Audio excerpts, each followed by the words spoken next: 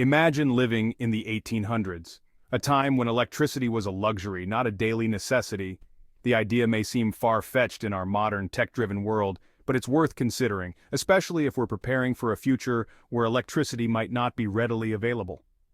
During the pre-electric era, homes were ingeniously designed to stay warm in winter and cool in summer, all without the need for HVAC systems. They used natural insulation materials, strategic window placement, and clever construction techniques to regulate indoor temperatures. These time-tested methods could still be applied today, with some modifications, of course, to create energy-efficient, off-grid homes. In the kitchen, cooking was done on wood-burning stoves, a method that not only provided a hot meal but also heated the home. Oil lamps were used for lighting, offering a soft, warm glow that's a far cry from the harsh artificial lights we're accustomed to. And let's not forget about the hand tools used for daily tasks. Saws, hammers, and hand drills that required no power, just a bit of elbow grease. But how does this translate to our modern context? For starters, we can replicate some of the solutions from the past. Gravity-fed water systems, for instance, can provide a constant supply of water without the need for electric pumps.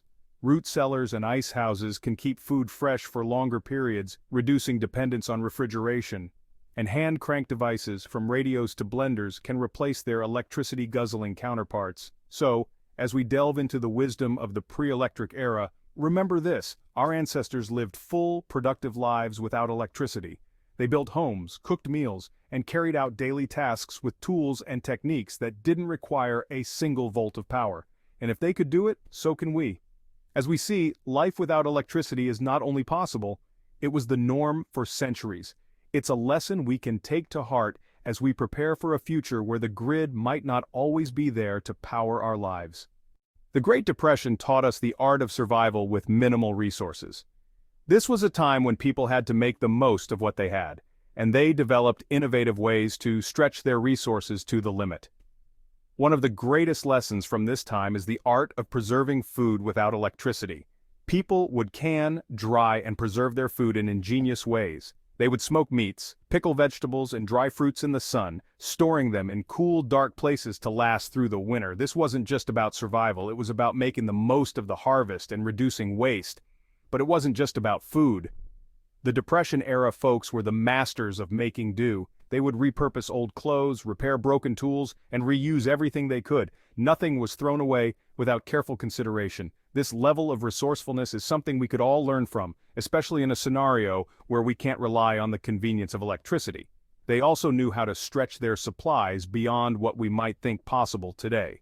For example, they would extend the life of soap by keeping it dry between uses, or make a small amount of food feed a large family by bulking out meals with cheaper ingredients like potatoes and beans. And let's not forget about their ingenuity when it came to heating.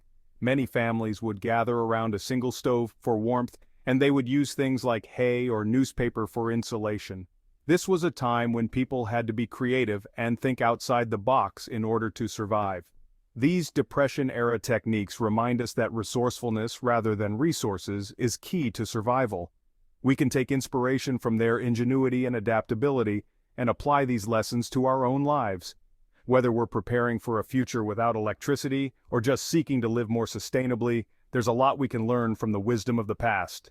The Amish communities today live a life that's devoid of modern electrical conveniences. They are a living testament to the fact that it's not only possible but also quite manageable to thrive without being tethered to the modern grid. So, how do these communities function without standard appliances and lighting? Let's delve into their ingenious methods and systems.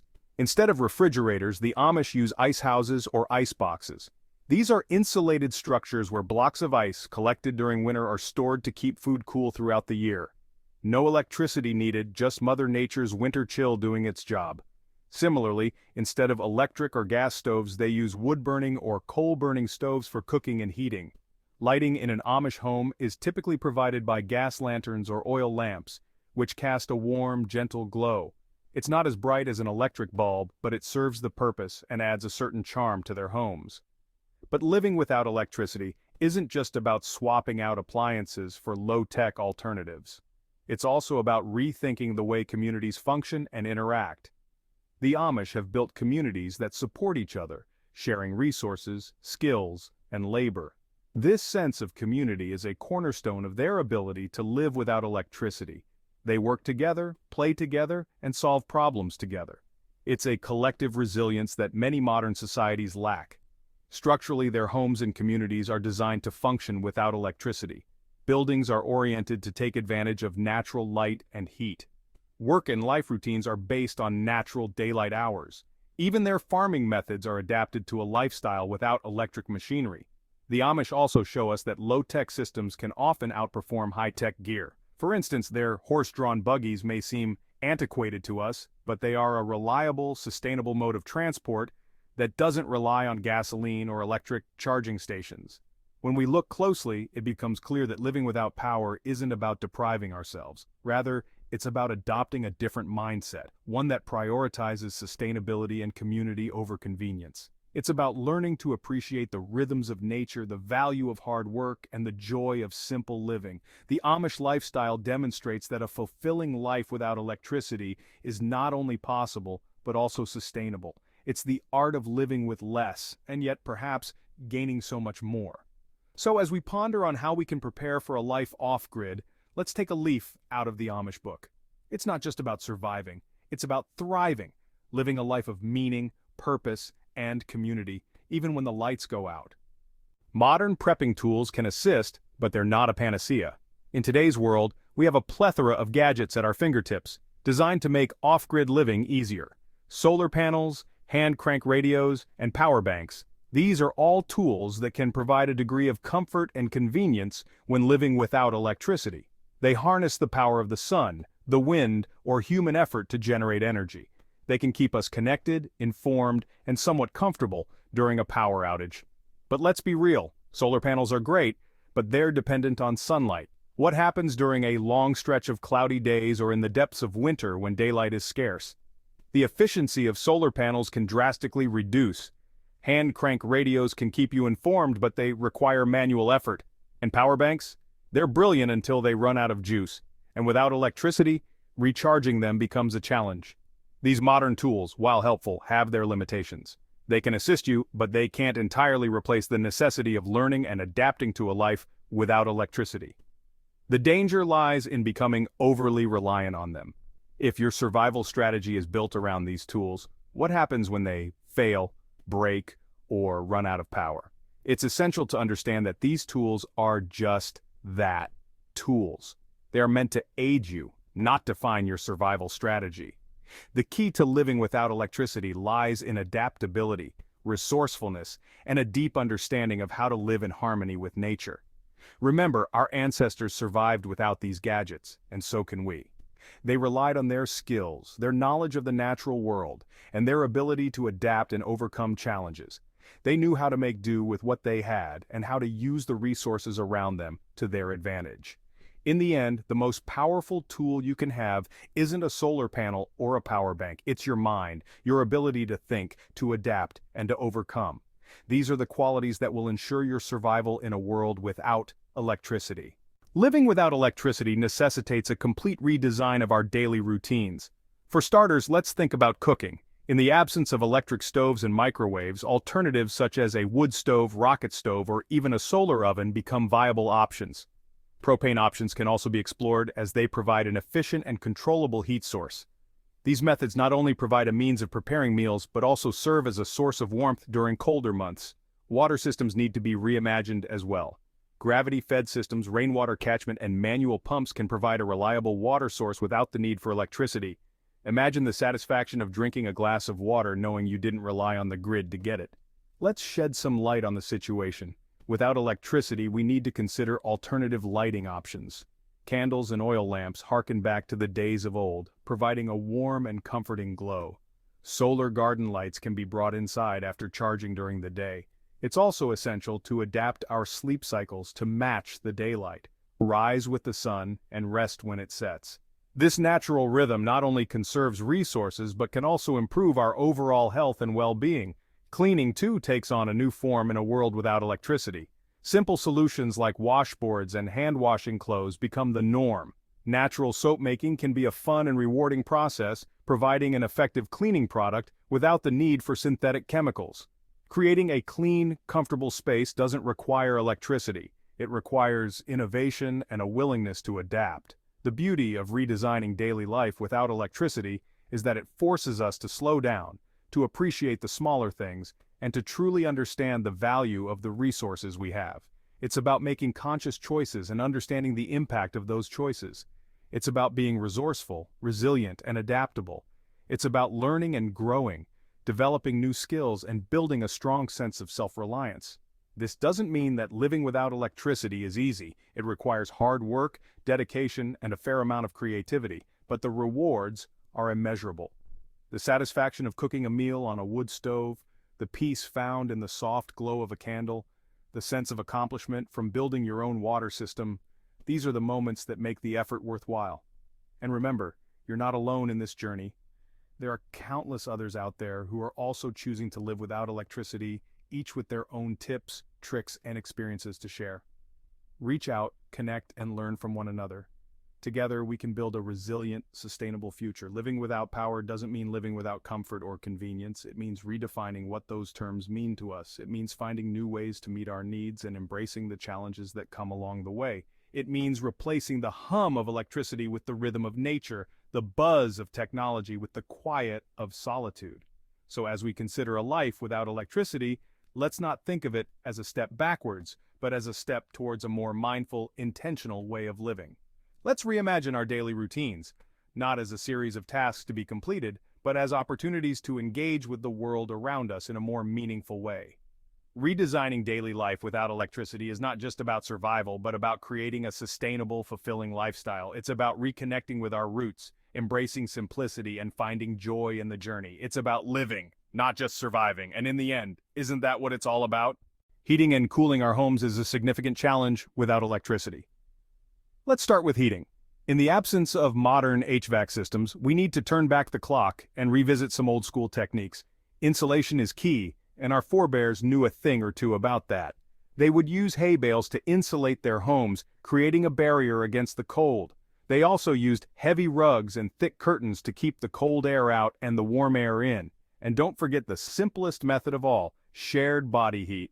Snuggling up under a thick blanket is not only cozy, it's also an effective way to stay warm. But what about generating heat? Wood stoves are a classic choice. They're efficient, reliable, and they double as a cooking surface. Kerosene heaters are another option. They're portable and relatively safe to use indoors, as long as you ensure proper ventilation. And then there are propane heaters, which are also portable and can be quite powerful. But perhaps the most intriguing method is the DIY clay pot heater. This ingenious device uses a series of clay pots and some candles to generate a surprising amount of heat. Now let's move on to cooling. This is where things get really interesting. The key here is to use the natural environment to your advantage. Cross-ventilation is a simple yet effective method. By opening windows on opposite sides of your home, you can create a refreshing breeze that cools the entire space. Another trick is to hang wet sheets in front of open windows. The evaporating water cools the incoming air, creating a natural air conditioner. But the real game changer here is the use of basements and underground storage. These areas are naturally cooler than the rest of the house, making them ideal for escaping the summer heat. You can also store food and drinks here to keep them cool. In fact, this is how people kept their food fresh before the invention of refrigerators. So as you can see, there are plenty of ways to heat and cool your home without electricity. Sure, it requires a bit more effort and planning, but it's definitely achievable. And there's something satisfying about relying on your own resourcefulness rather than on modern conveniences. These methods show that with a bit of creativity and planning, we can maintain comfortable temperatures without electricity. Preserving and storing food without a fridge is an essential skill for living without electricity. It's a practice that dates back centuries to a time before electricity was even a glimmer in the human imagination. So, how did our ancestors do it? And more importantly, how can we apply these techniques today? First, let's talk root cellars. These underground chambers tap into the Earth's natural insulation to keep food cool and dry. Think of it as nature's refrigerator. Root cellars are perfect for storing fruits, vegetables, and even some dairy products. The key here is to keep the space dark, cool, and adequately ventilated. Fermentation is another method of food preservation that's been around for ages. By harnessing the power of bacteria and yeast, humans have been able to preserve all sorts of foods from cabbage to cucumbers to milk. Fermented foods not only last longer, but they also pack a punch in terms of flavor and health benefits. Dehydration is another technique to consider. By removing water from food, you inhibit the growth of bacteria, thus prolonging its shelf life. This technique is especially useful for preserving fruits, vegetables, and meats. In a world without electricity, sun-drying is the way to go. Smoking and salting have been used for centuries to preserve meat and fish. Smoking involves exposing food to smoke from burning or smoldering material, usually wood. Salting, on the other hand, involves drying food and covering it in salt, which both dehydrates and inhibits bacterial growth. Canning is a bit more involved, but it's a valuable skill to have in your food preservation toolkit. By sealing food in jars and heating them to kill off bacteria, you can safely store food for months or even years. It's an art form that was once commonplace in many households, and it's seeing a resurgence among those who value self-sufficiency. Now, having food storage is one thing, but it's just as important to know how to rotate your food supply. The idea here is to use older items first and add new items to the back of your storage area. This ensures that nothing goes to waste and that you're always eating the freshest possible food.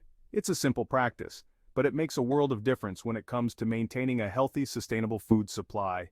As you can see, food preservation isn't about fancy gadgets or high-tech solutions. It's about understanding the principles of nature and how to work with them, not against them. It's about learning from the past and applying that knowledge to our present and future. It's about resilience, resourcefulness, and a commitment to self-sufficiency. In the end, knowing how to preserve and rotate food without power is a critical aspect of long-term survival. It's a lifeline that connects us to our ancestors and prepares us for whatever the future may hold. The most challenging aspect of living without electricity is not physical, but mental. It's a radical lifestyle shift that requires a reorientation of your daily habits, routines, and even your values. Think of it as stepping back in time, where the pace of life was slower and the distractions of modern technology were non-existent. This may seem like a daunting task at first, but remember, our ancestors thrived in this environment, and so can you. One of the first mental shifts you'll need to make is embracing routine. Without the convenience of electric appliances and gadgets, tasks will take longer. Cooking on a wood stove, hand-washing clothes, or preserving food are all time-consuming activities. It's essential to plan your day around these tasks, establishing a routine that aligns with the natural rhythm of daylight and seasons. Another key shift is reducing distractions. Today, we're bombarded with constant notifications, updates, and alerts. However, without electricity, these cease to exist. Initially, this might feel uncomfortable, even isolating. But in time, you'll find that this quieter, more focused existence can lead to increased productivity, deeper connections with others, and a greater appreciation for the simple pleasures in life. Finally, living without electricity demands a high level of discipline. It's easy to take for granted the convenience of flicking a switch for light or turning a dial for heat. Without these luxuries, you'll need to work harder and plan ahead to meet your basic needs. This requires discipline, foresight, and a proactive approach to problem solving. The shift to living without electricity is a journey, not a destination. It's about learning, adapting, and growing with each new challenge. And while it may be tough, there's also a profound sense of achievement and independence that comes from knowing you can survive and thrive without the modern grid. Embracing the rhythm of off-grid life can be freeing, but it requires a mental shift and a fair share of discipline.